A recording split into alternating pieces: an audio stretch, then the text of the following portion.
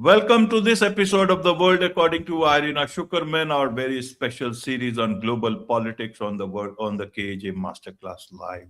Irina Tsukerman is a US-based national security and human rights lawyer, as well as a renowned geopolitical analyst. Her writings and commentary have appeared in diverse US and international media and have been translated to over a dozen languages. Every fortnight in The World According to Irina Tsukerman, we traverse the geopolitical landscape and delve into pressing international issues and gain insight from Irina's expert perspective. Welcome to the show once again, Irina. Thank you. Always glad to be here.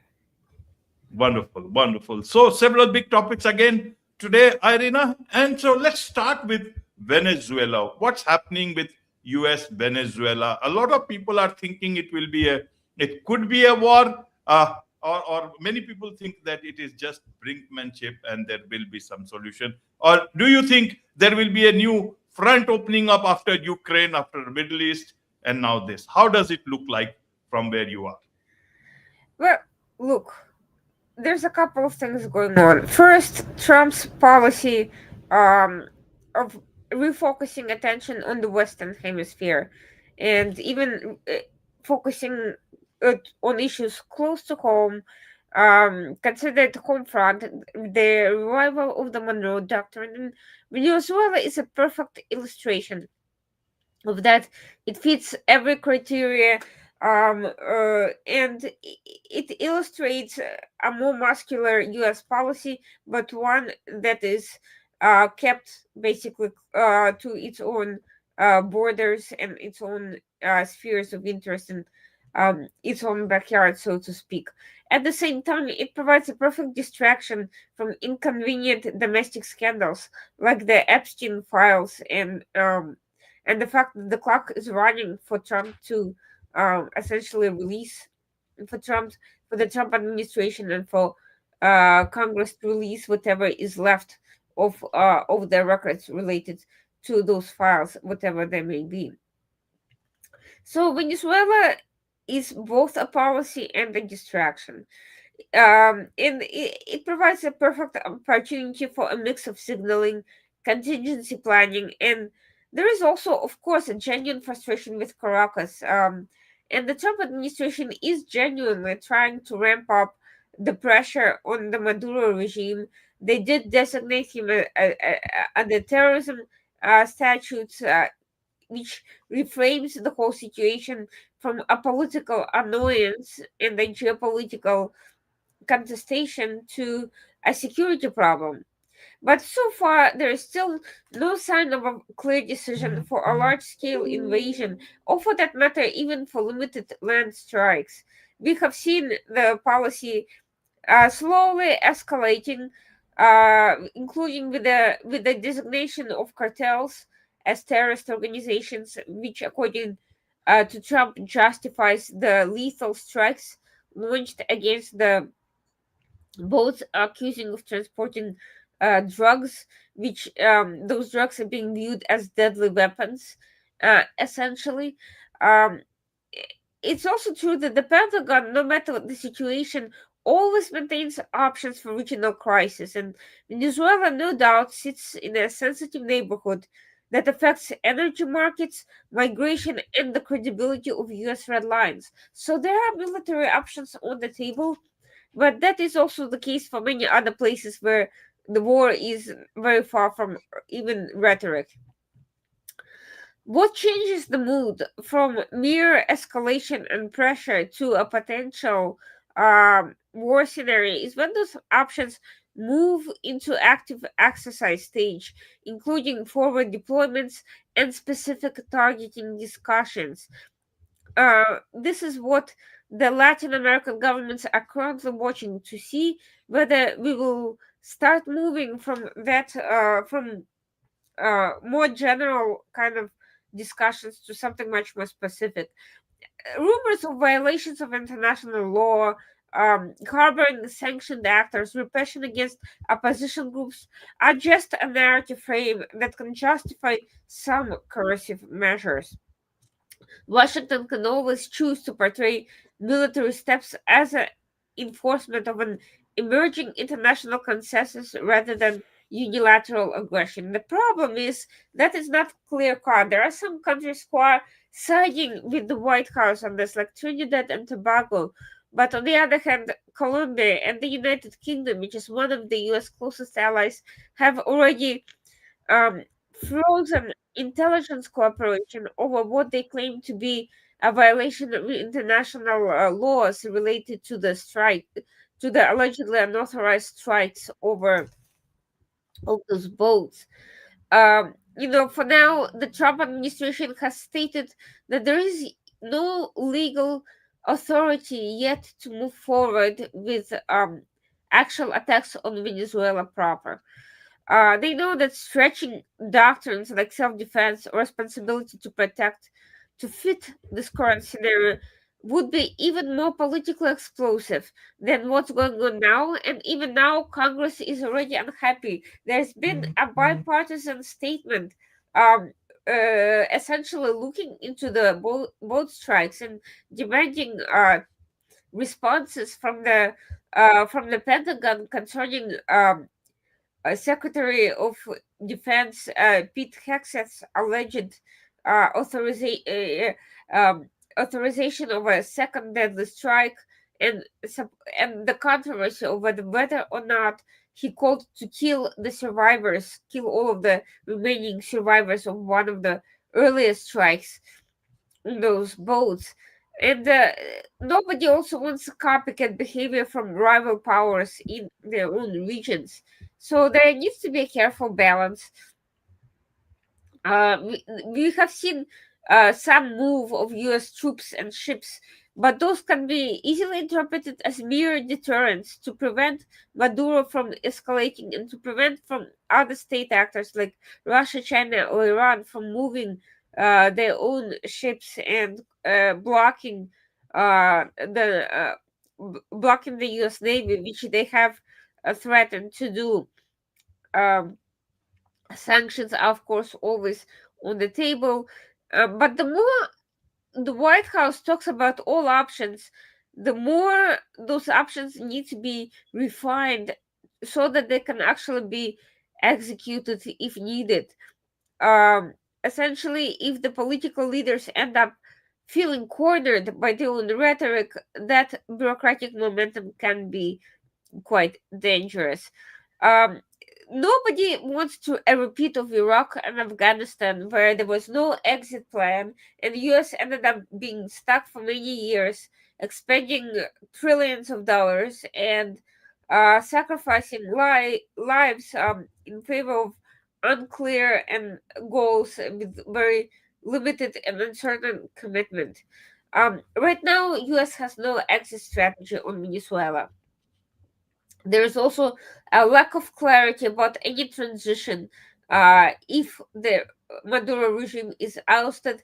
Allegedly, U.S. may be willing to back um, Maria Machado, who won the Nobel Peace Prize and who's considered to be a unifying opposition figure. But nevertheless, I doubt that the Trump administration, given its isolationist tendencies, is going to be willing to stay there for a long time to provide extensive security support that any new government will surely need, given the level of infiltration of the security apparatus by Maduro uh, lieutenants.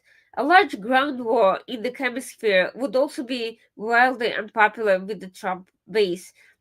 Even and there are those who are even suspicious of regime change narratives, no matter how tempting that they might be, considering that Maduro is really a perfect foil. He's invited terrorist regimes and terrorist organizations. This is something that Rubio stated earlier.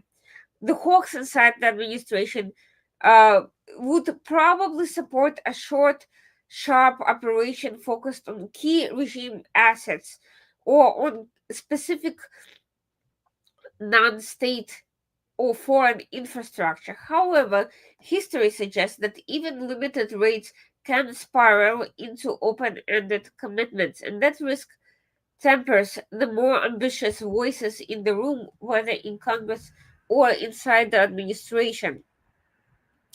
Now, the Latin American governments are seriously concerned about a return to old interventionist patterns. There is a sordid history of US involvement in regime change in Latin America and a great deal of populist fervor over that issue that is conveniently used by unfriendly regimes to ratchet up um, against the US whenever there is any sort of escalation. Even those who dislike Caracas worry that a precedent for forceful regime change in the area would eventually be used against them. They might be welcoming pressure on Maduro, but they will publicly denounce talk of war as such. So this dual posture also complicates US attempts to assemble a coalition of supporters who would provide diplomatic or logistical cover. Yes, there's a couple of Caribbean countries who are very happy with this development, but they may not be enough. Another issue is whether international law is going to be at all disregarded or the opposite. Washington is, as I said, pointing to the Venezuelan collusion with drug cartels and terrorist organizations such as Hezbollah as a transnational threat. Meanwhile, Caracas and its allies are hiding behind the idea of sovereignty and the UN Charter. So we are seeing also a legal tug of war with every side cherry picking doctrines. US officials understand that the more ambiguous the legal basis for any such operation, the more there'll be reputational damage if that operation goes badly, and there's a good chance that it might go badly, given the sordid record of unsuccessful covert ops towards regime change in Cuba by the CIA, for instance. Another constraint is the concept of the global energy market. Venezuela still holds immense reserves, even if its production capacity is degraded and it's sorely indebted to China. A conflict disrupting oil flows or threatening wider regional instability would hit prices and complicate inflation management at the time where there is already economic concerns among Trump's base. So any economic concerns will also limit any enthusiasm for escalation past a certain point.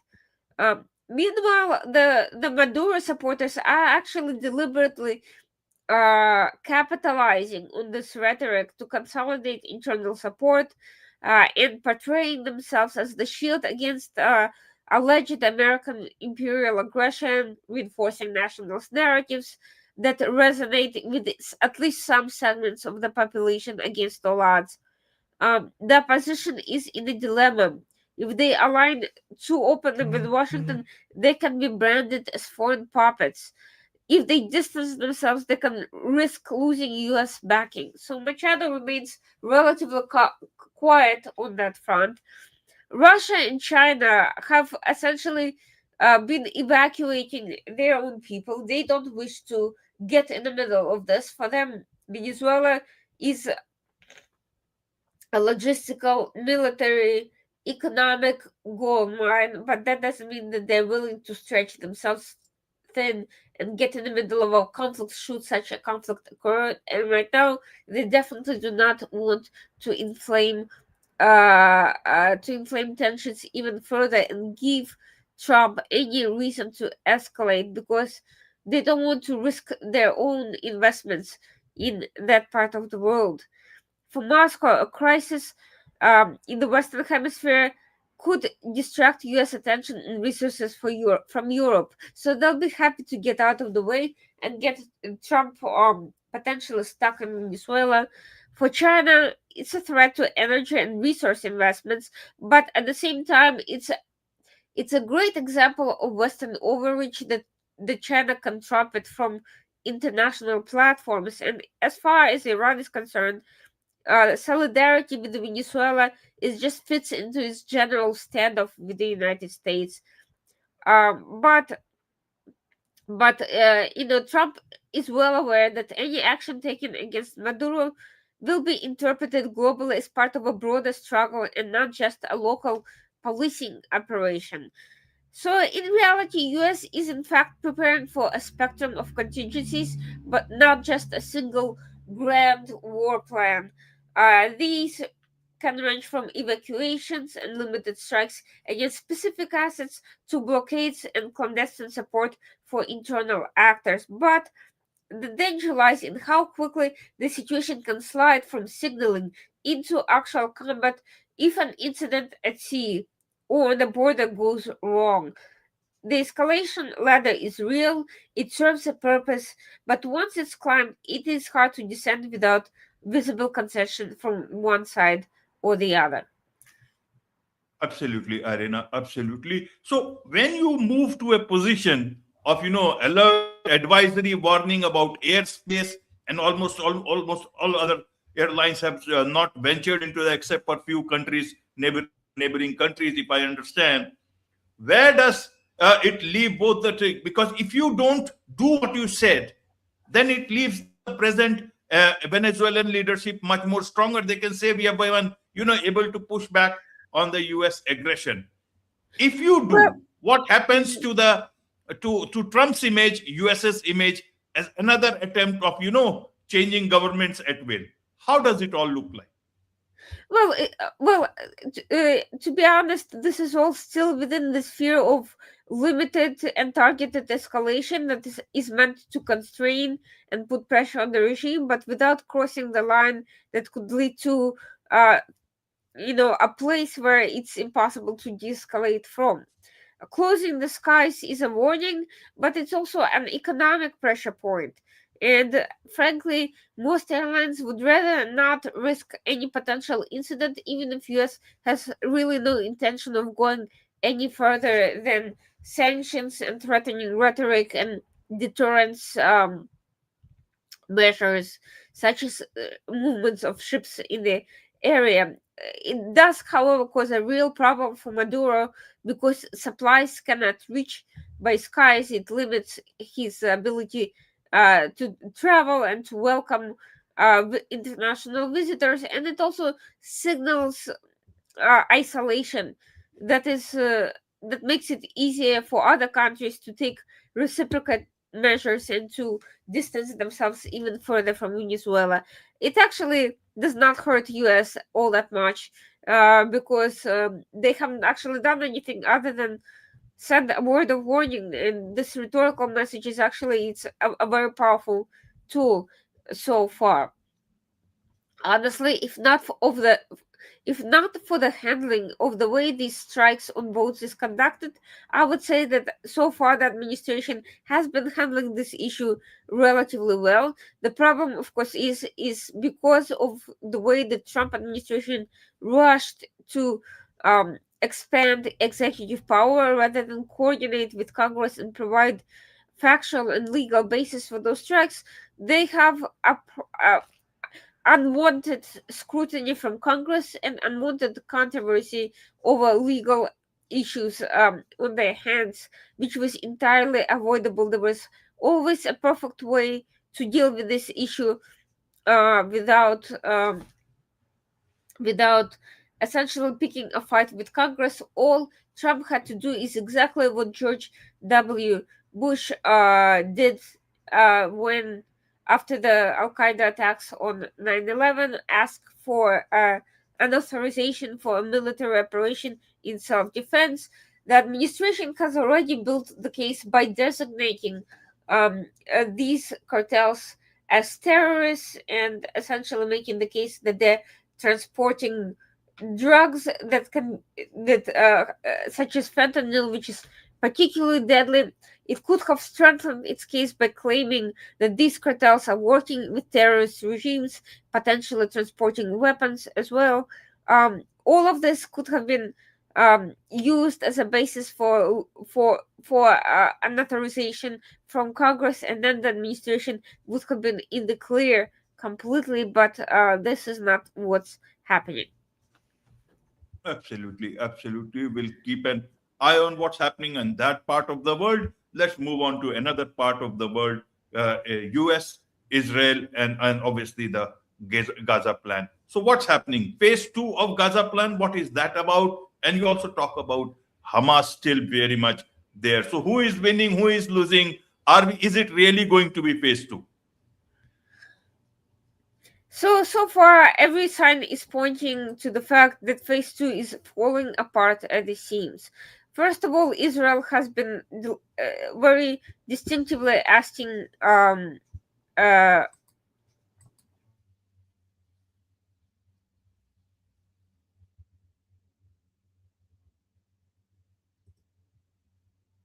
um, did I lose you for a second?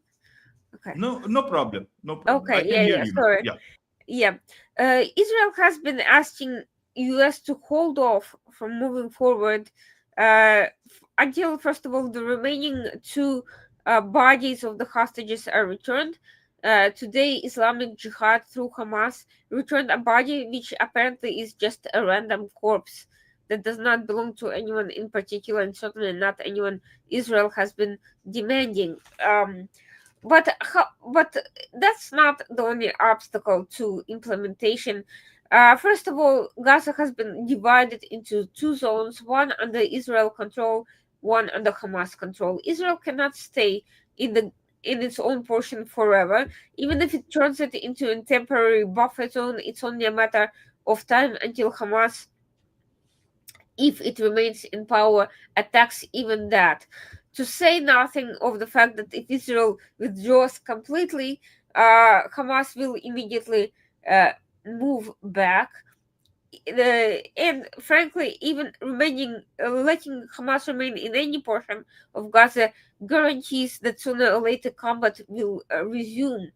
However, the United States said that it does not have the means to enforce Hamas disarmament, and that the administration was willing to move forward with reconstruction in the portion of Gaza which is under Israeli control. None of that is of great advantage because it sends the message that it is that the U.S. and other countries are willing to put in money to reconstruct Gaza without any concessions from Hamas, and essentially allow that infrastructure to be destroyed in due time during yet another escalation, whenever that may be.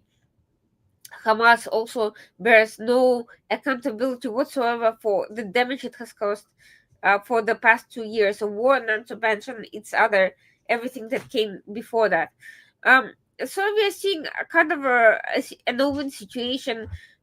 Many countries have committed to a future stabilizing force, but nobody wants to move until Hamas is disarmed and dislodged. Um, Nobody wants to risk their own people and resources, and quite frankly, for non Arab states, it's particularly difficult to operate in the area since they do not speak local languages, and nothing but confusion would ensue from a multinational force in the middle of a war. Um, so the situation is sort of at a standstill. Um, Many expect that once Israel recovers all the bodies, they will eventually the ceasefire will just naturally fall apart. There's already been assorted incidents of Israel eliminating various terrorists. It mostly eliminated the terrorists who were stuck in Rafah underground. Hamas had and Israel did not come to an agreement over the evacuation of those Hamas fighters. So we are seeing that there's no real solution. Essentially, the more time passes, the more it appears that perhaps U.S. should have moved with Egypt's plan originally, and Egypt has been in the meantime training Palestinians to take over as a stabilizing force in Gaza. But regardless, U.S. wanted the American brand name on the reconstruction process, and they wanted to be in control of the process. But unfortunately, there seems to be no credible way of resolving a situation in a way that prevents the repetition of the events that led to the current predicament. Without holding Hamas accountable and mandating its um, removal from Gaza, there's absolutely no way that anyone can guarantee long-term security in Gaza and to Israel. And in the meantime, also the situation in West Bank is not so good. Hamas pockets are receiving assistance from Iran, including weapons. Islamic Jihad is also escalating. Israel is going in and out with assorted security operations. So it's becoming an increasingly unstable minefield on its own. Absolutely. Absolutely, Irina. And now let's move on to the Ukraine thing. Peace was supposed to come in, but this seems to be not working. All this plan has gone into a major controversy and source of embarrassment. What's happening to the Russia Ukraine peace process? And you see, if I see it from that point of view, it's almost like 1 year to Mr. Trump's getting into second time in office, and he promised that he will bring peace to both these places. Forget about peace either in the Middle East or in Gaza or in the Russia Ukraine thing. The Venezuela thing has opened up. How does it look like? Will the peace prevail at all in the coming future in in the Russia Ukraine thing, or is it is it going to be much more time? Unfortunately, the peace process, for the sake of process itself, is doing nothing but giving a cover of legitimacy for Putin to continue striking civilians in Ukraine. And by the way, question remains over whether Pentagon deliveries of weapons they were committed to resumed after the end of the shutdown in the United States. That's not a question that has been raised. I presume that they have, but who knows? In the meantime, this process has become a farce. It clearly, the 28-point plan originated in Moscow. It was sold to the United States through very compromised interlocutors, basically business people with little geopolitical knowledge and an incentive to try to stay in the game for their own financial benefit. We have now seen leaked evidence of Witkov literally coaching Russians on how to approach the Trump administration, which begs the question: whose side is Witkov really on? It reminds me, as I mentioned elsewhere, of Rob Malley, the Obama and Biden Iran envoy and interlocutor, who ended up being removed from his position, albeit without any legal consequences, for mishandling classified information and essentially leaking the U.S. strategy to Iran with the hopes of helping them get to a deal. And Witkov seems to be valuing this idea of having Russia succeed in selling its own version of events above the fact that they're literally manipulating US policy with the way this whole thing was presented. He, in my opinion, is doing Trump no favors in that regard. This blow up caused such a huge embarrassment that it put even Secretary of State Rubio in an awkward position. He initially admitted that this was a Russian plan to senators he was talking to on the phone. Then he had to retract and claim that this was an American plan. In other words, he had to blatantly lie about the sequence of events to protect Witkov and the administration, which had essentially was backing Witkov.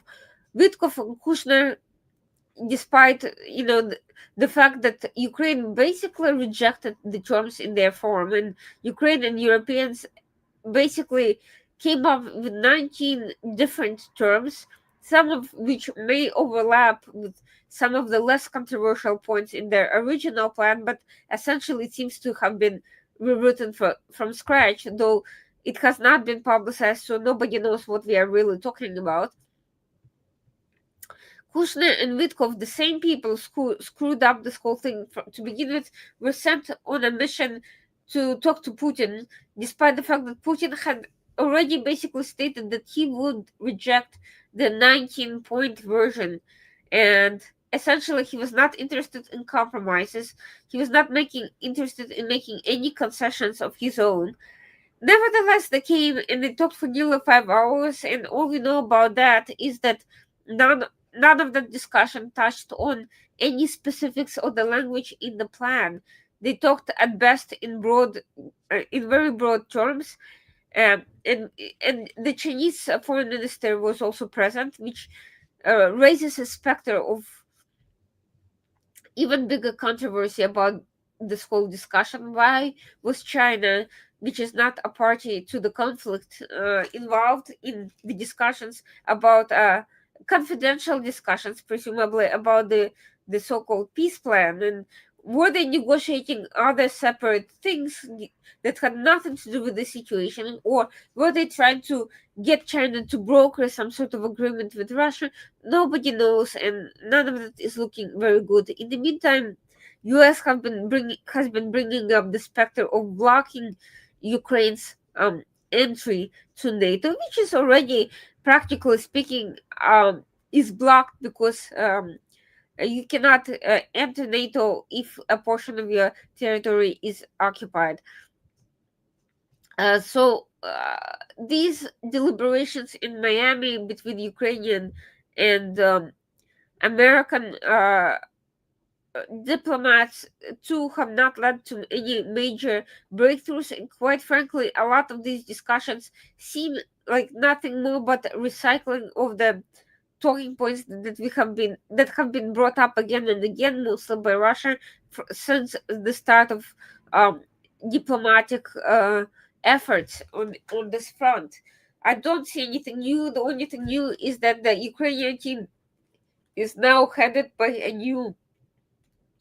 uh, a new person, Umerov, after uh, the former chief of staff for Zelensky, Yermak, was forced out of power due to his alleged links to an energy corruption scandal in Ukraine.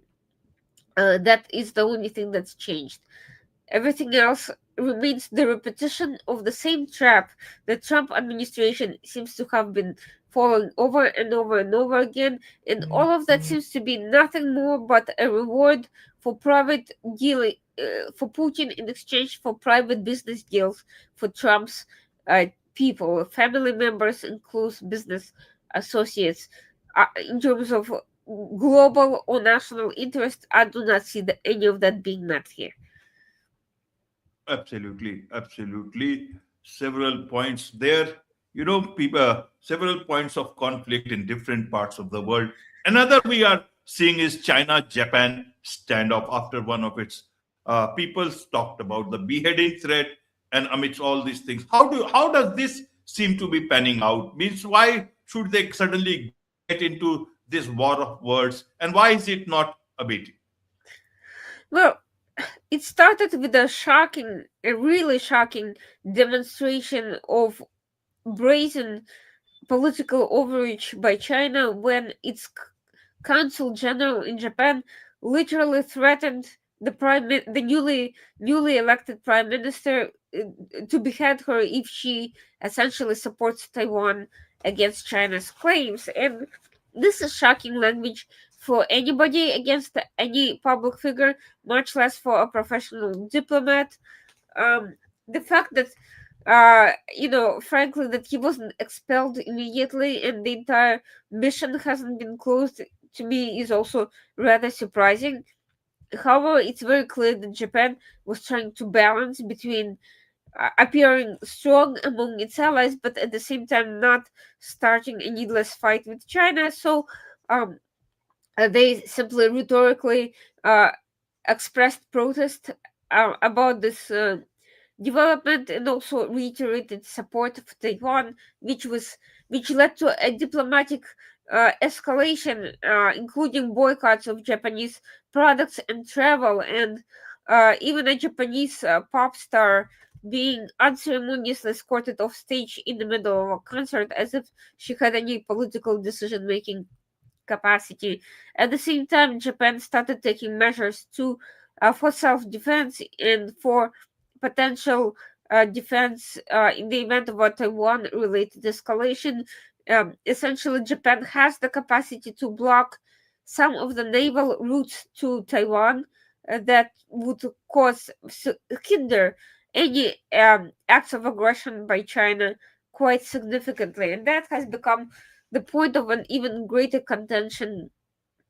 As a result, the controversy escalated when it was alleged in the media that Trump, after his phone call with Xi, told Japan to cool down the tensions and the tone. Japanese media contradicted it and claimed he had said no such thing. So it's not clear whether he did or he didn't, and why somebody would report that he did.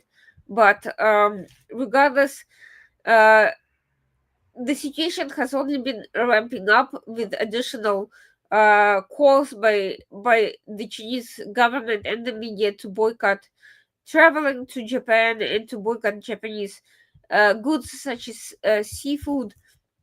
And Japan, for its own part, has been looking to strengthen relations with South Korea, with the Philippines, and other neighbors. So this is where the situation currently stands.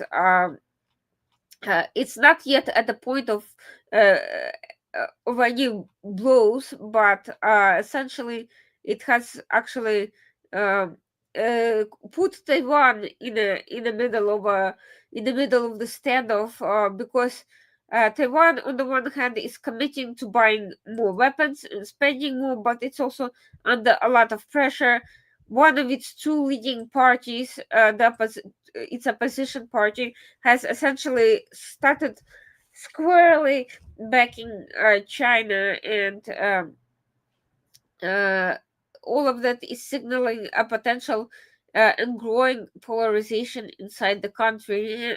China is not the only issue, of course. One of the biggest controversies is nuclear energy. The fact that the ruling party has actually once come to power in being anti-nuclear, but consequent developments made such a position impracticable, and left Taiwan largely dependent on foreign support, with the U.S. being increasingly unlikely to intervene directly in the event of an attack. The questions raised about whether this political position is sustainable or even makes any sense given the improvements in nuclear safety in recent years. Um, so, of course, Taiwan is reading any China-Japan spike as relevant to its own security, given that it shares the main adversary and sits within overlapping maritime and air zones. It's essentially is showing solidarity with Japan and is seen as a part of a broader coalition of states facing coercion from Beijing. Um, but the Chinese officials are using it as an excuse to claim that Taiwan is an internal issue, not a peer actor. Uh, for now, we have avoided any direct clashes between anybody other than through rhetoric, but of course, back channels, crisis communication lines are more critical than ever, and this standoff ultimately underscores the fragility of East Asian stability. A single threat or shocking turn of phrase can undo months of careful risk management. And even bilateral tensions are unlikely to stay bilateral for long. Every flare up will have ripple effects where in the region where alliances, historical grievances, and strategic choke points are intersecting. While I do not think that this situation will get out of hand in terms of physical actions, I think covert activities, cyber attacks, continued rhetorical and diplomatic escalation, and trade tensions for sure are likely to remain in the near future. Absolutely, absolutely. Now let's move on to this part of the world. President Putin is expected to be in India. So how does it look like? What the talk will all about? What the deals will be all about? I did. Well, one of the biggest issues, of course, is going to be defense trade, with a big deal looming on the horizon. India is looking to essentially continue to continue its its arms deal. Um, the Russia-India defense relationship is nothing new, even amid shifting global alignments. India has, of course, long relied on Russian systems for aircraft, tanks, submarines, and missiles. Maintenance, upgrade, and interoperability are still tying their two militaries in. Um, a new deal is a signal that New Delhi does not intend to abruptly sever these links. And for Moscow, of course, India is still a crucial market and a political asset. In fact, in preparation for the visit, RT India launched earlier this week. This gives Russian media a huge opportunity to expand their reach with the already somewhat sympathetic Indian public and exploit the trade tensions with the United States.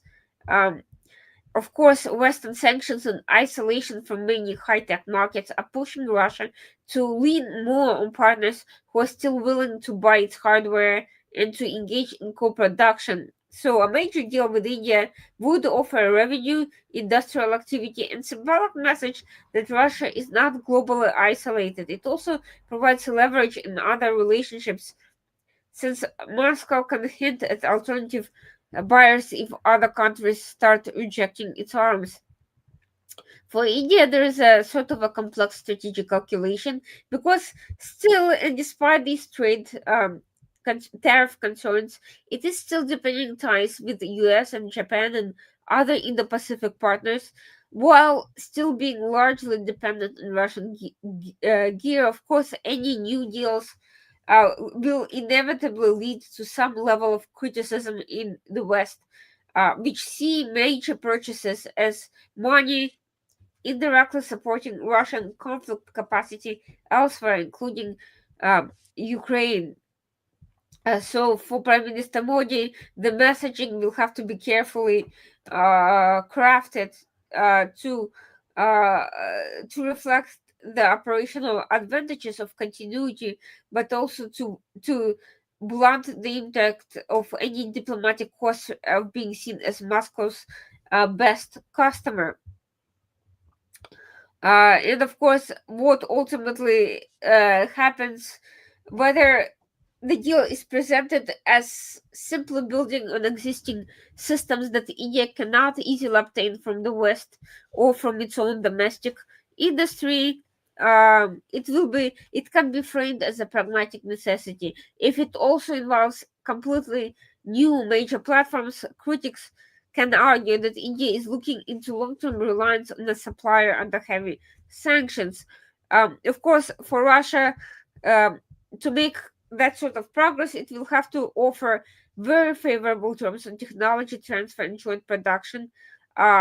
It's historically been more willing than some Western suppliers, including the US especially, to share know-how, at least on older systems. And any new co-production arrangements would create local jobs and feed into India's drive for strategic autonomy, and appeal to the political narrative of a self-reliant India, which of course would make a lot of people happy. But of course, uh,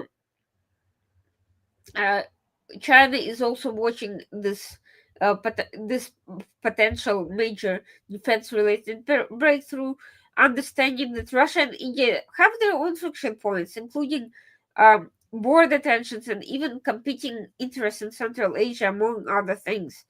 Uh, and also, China is not altogether thrilled about that relationship. A robust Russia India defense pipeline complicates China's military calculation. And China has been investing more and more heavily into Russia's defense industry and does not necessarily want it going to other clients. It coordinates with Russia on many strategic issues, and Moscow selling arms to Beijing's rival while protesting alignment with Beijing against the West. All of that creates a very odd situation. And these things are, of course, presenting US and Europe with a dilemma. They still want India as a partner in balancing China, but they are also not thrilled about major Indian purchases of Russian arms, even as India has cut down significantly on its purchase of oil over sanctions. They may respond by accelerating offers of their own, expanding joint exercises, or deepening defense tech cooperation, but they may not ultimately match Russia's willingness to localize production or to accept, for instance, rupee-based payments. This is not something US is willing to do, for instance. And that asymmetry is what ultimately gives Russia economic leverage in this situation. Of course, inside India, there's a domestic debate going on about modernization and diversification. Um, Many believe that over relying on Russian systems burdens the military with equipment that may suffer from sanctions-induced supply problems and technological stagnation. Others claim that breaking with Russia too abruptly would create dangerous capability gaps and damage a relationship that had served India well for decades. But for Putin, ultimately, it's not just about the deal and the money, it's also about the optics of standing beside Modi, and it's as important as the technical details. It helps him project an image of relevance and global reach. He can show his domestic audiences and other partners that he still has access to one of the world's most important leaders and markets, and it creates an aura of normalcy vital to Kremlin, which is trying to downplay the impact of Western pressure and isolation. Ultimately, any big arms deals with Russia will complicate India's path towards a more balanced supplier portfolio. The more Russian systems it buys now, the more it has to maintain and integrate years down the line. And that reality will ensure that Russia remains embedded in Indian defense planning, regardless of how much um, India may want to tilt towards the West rhetorically. So essentially, we're seeing a very Gordian knot that neither side is yet willing to cut definitively. Absolutely, absolutely. With this, it's a wrap on this very special edition of The World According to Irina Shukerman on the KAJ Masterclass Live. Thank you so much indeed for joining us. Thank you.